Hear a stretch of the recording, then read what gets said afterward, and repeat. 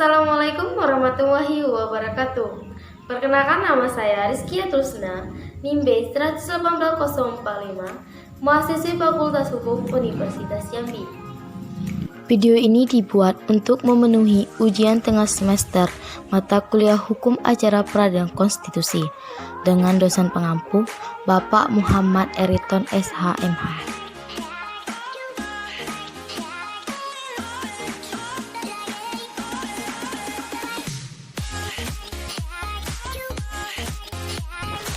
Permohonan diajukan secara tertulis dalam bahasa Indonesia oleh pemohon atau kuasanya kepada Mahkamah Konstitusi.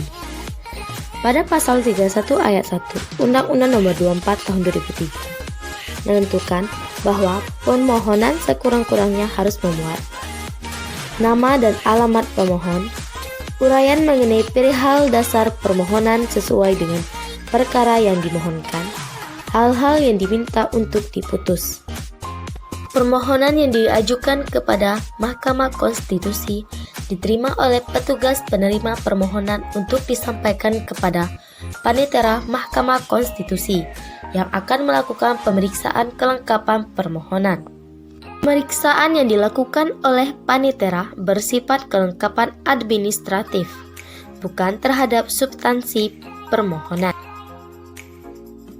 Pemeriksaan meliputi jumlah rangkap permohonan, surat kuasa, kejelasan identitas, serta daftar alat bukti, sebagaimana disyaratkan pada pasal 31 ayat 1 dan ayat 2 Undang-Undang Nomor 24 Tahun 2003.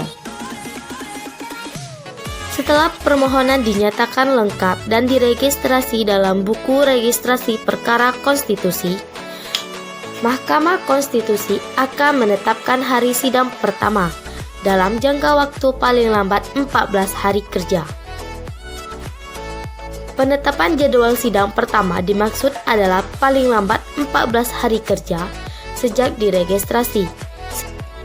Sedangkan sidang pertama sendiri dapat dilakukan lebih dari 14 hari kerja. Penetapan jadwal sidang pertama ini harus diberitahukan kepada para pihak dan diumumkan kepada masyarakat.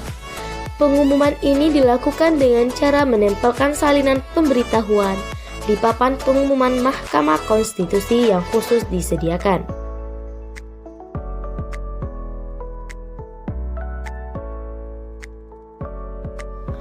Penggabungan perkara dilakukan melalui penetapan Mahkamah Konstitusi apabila terdapat dua perkara atau lebih yang memiliki objek atau substansi permohonan yang sama.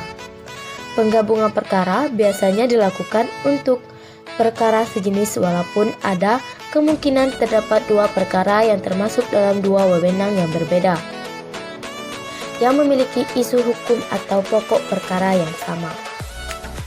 Penggabungan juga dapat dilakukan apabila di tengah proses persidangan terdapat perkara baru yang mengajukan pengujian, ketentuan yang sama atau memiliki isu konstitusional yang sama. Perkara baru ini akan digabungkan pemeriksaan dan putusannya dengan perkara yang sedang diperiksa. Penggabungan perkara untuk perkara pengujian undang-undang diatur dalam Peraturan Mahkamah Konstitusi Nomor 6 Tahun 2005 tentang pedoman beracara dalam perkara pengujian undang-undang. Pasal 11 ayat 6 Peraturan Mahkamah Konstitusi Nomor 6 Tahun 2005 dinyatakan bahwa penggabungan perkara dapat dilakukan berdasarkan usulan panel hakim terhadap perkara yang a. memiliki kesamaan pokok permohonan, b. memiliki keterkaitan materi permohonan, c. pertimbangan atas permintaan permohonan.